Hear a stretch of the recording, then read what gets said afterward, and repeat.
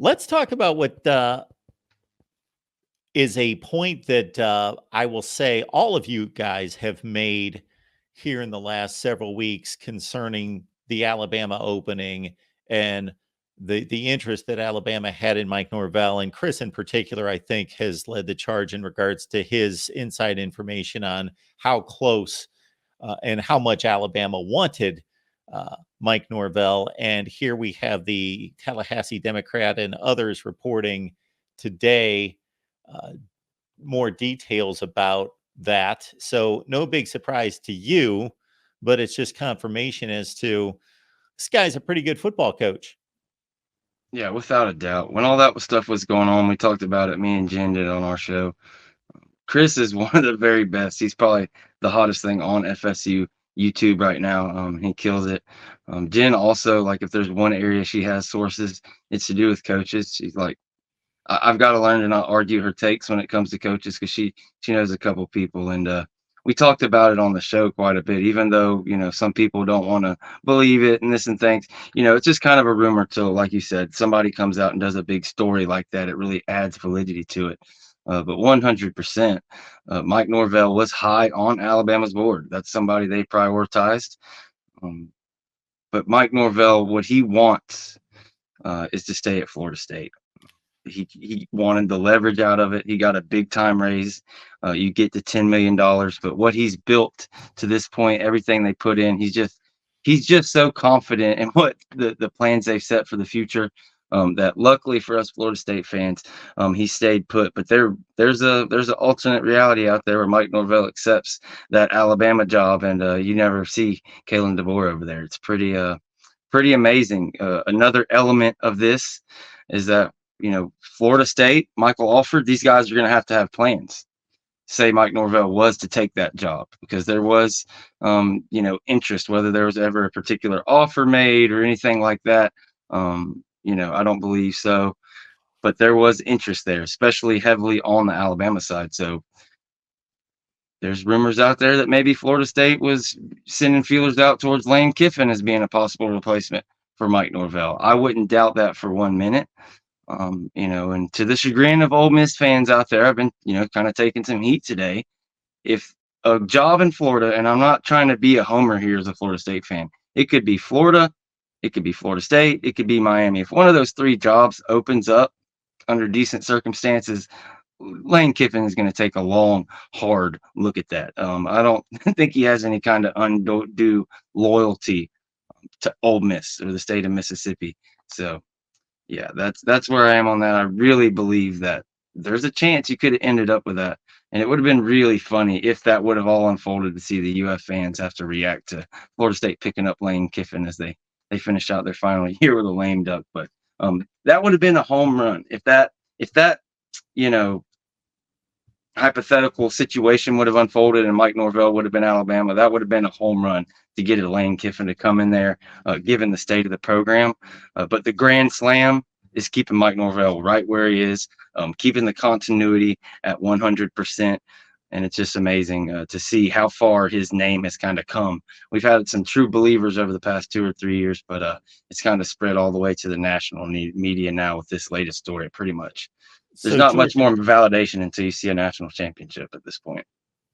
it sounds like you already answered my question, but to redirect your brain is a little bit difficult to do. But it sounds like you've gone there. If Mike Norvell would have taken that job or would take any job, you would be pretty happy with Lane Kiffin. Yeah, you know, that's a really tough question. I think Lane could thrive at Florida State. I don't know if he would be my first choice. I'd have to really sit down and think about it. But at the end of the day, you could do a lot worse than what Lane Kiffin has done at FAU and then go to Ole Miss. And I think this is where the confusion, like, I don't know if it's recency bias or just the really love for the SEC conference, but to go from Ole Miss to FSU, the resources he would have and the ability to recruit, like, if his ability to bring in talent at Ole Miss is one thing, if he got to FSU, it would be a totally different level. Just kind of the competition of, the area you're in. Florida State's logo just carries a different kind of weight. I'm not trying to diss a fan base, but when you win national championships and things like that, especially recently. It's just a different deal. So I wouldn't it wouldn't be the end of the day. It's not my ideal candidate, but when I sit here and I think about coaches around the country that if you had to pick from, Lane Kiffin is a pretty good one. I would love to have Dan Lanning, but he's in a different spot in his career. I don't, after this past year, if he was going to go somewhere, seems like maybe it would have been that year. Seems pretty locked in at Oregon. So if you're going to make a short list of coaches, I don't know how many people do you have over Lane Kiffin right now. Yeah. Oh, I have high regards for Lane Kiffin. I think he's learned a lot. I think he's always been extremely talented, gifted, always could scheme up the X's and O's and knew what he was doing there. But then he's matured as a guy that leads a program now and a top 15 or 20 program in the country.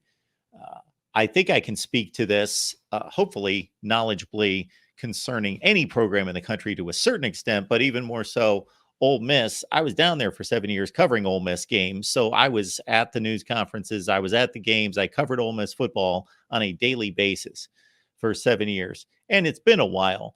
But to your point, it's a nice program. It's a great area. Mississippi per capita produces almost as many NFL players as any state in the country. But the problem is it's per capita and it's a small state and the resources are limited. And again, Ole Miss is a great school and they got a really nice football program, but he may have maxed out what they're able to do there. We will see going forward.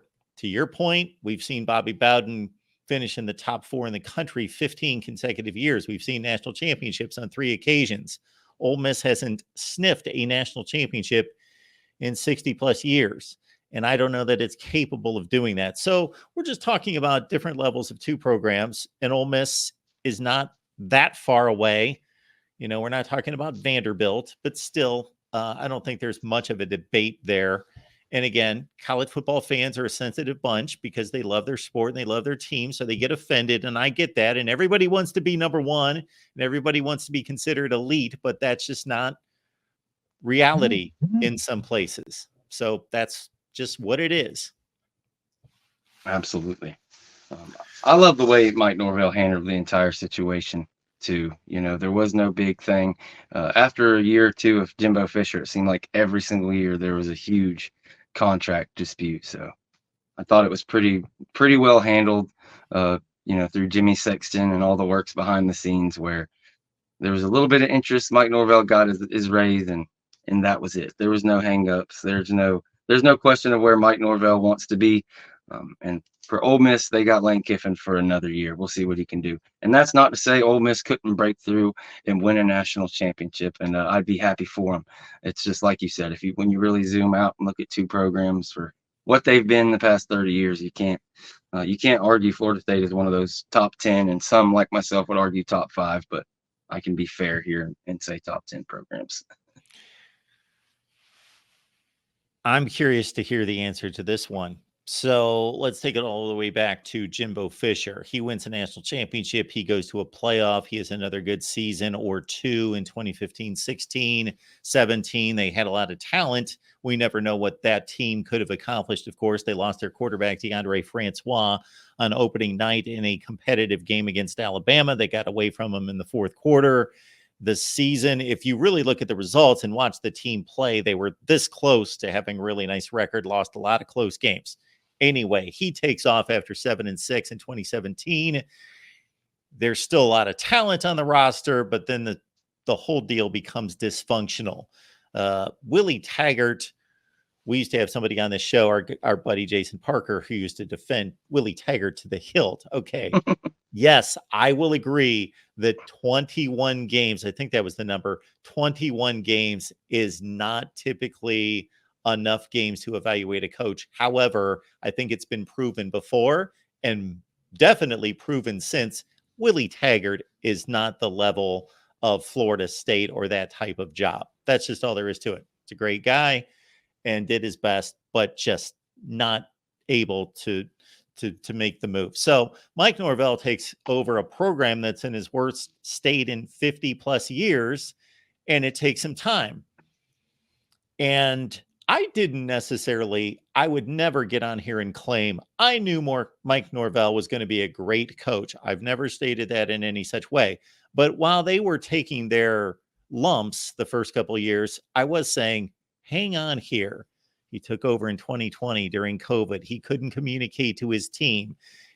The level of change that you have to implement when you take over a major football program in terms of new offense, new defense, relationships, terminology, culture, your own way of doing things. You're trying to do this over, Zoom links, and it's just, yeah. And then you only play 9 games, and then you get into the next year and they played some good football, but they blew some games. They go 5-7, the whole deal. So I defended him, not to say I know that he's going to be great, but let's hold off. So my question to you is, when did he sell you? At what point did you think, okay, this is the guy, he has sold me? Yeah, you brought up a lot of great points. I think we might have kind of talked on about something similar to this. When you go from Jimbo Fisher, when he left, you only really had the kind of one tough season. But if you were a true Seminole fan, and that's all I was at that point in time, just a fan, like the writing was on the wall. The guy had recruited one offensive lineman, I think, like 2 recruiting classes in a row. We had no offensive lineman left. The one good offensive lineman left transferred.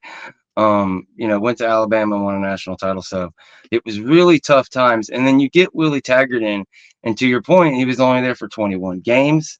I agree. Like you can argue, well, look at the records. You could have fired Mike Norvell after 21 games.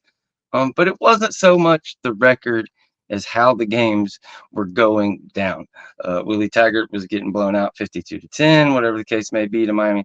Or Mike Norvell has got the 41-13 or game with 4th and 41, whatever it was. I'm drawing a blank on it, but bam, you beat Miami. You go on to win 5 games to end the season. Jordan Travis is on a hot streak.